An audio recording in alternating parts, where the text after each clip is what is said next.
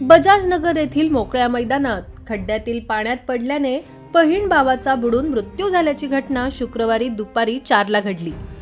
चैताली राहुल देशमुख वय वर्ष 11, समर्थ राहुल देशमुख वय वर्ष 7 अशा या दोन चिमुकल्या भावंडांचा मृत्यू झाला. या दुर्घटनेमुळे परिसरात हळहळ व्यक्त केली जात आहे.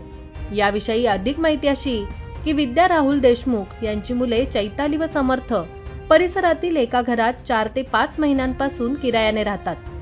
विद्या या MIDCत एका कंपनीत काम करतात. मुलगी चैताली 4थीत तर समर्थ इयत्ता 2रीत शिकत होते. हे दोघे बहीण भाऊ शुक्रवारी दुपारी 3ला घराजवळील खदानीजवळ गेले.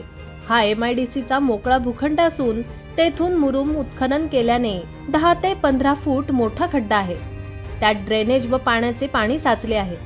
या ठिकाणी खेळत असलेले चैताली व समर्थ खड्ड्यात पडल्याने पाण्यात बुडाले. यावेळी शेजारीच खेळत असलेल्या राजवीर विकास साबर या 8 वर्षाच्या मुलाने आरडाओरडा केला. तसेच त्याने शेजारी असलेल्या एका तरुणाला घटनेची माहिती दिली.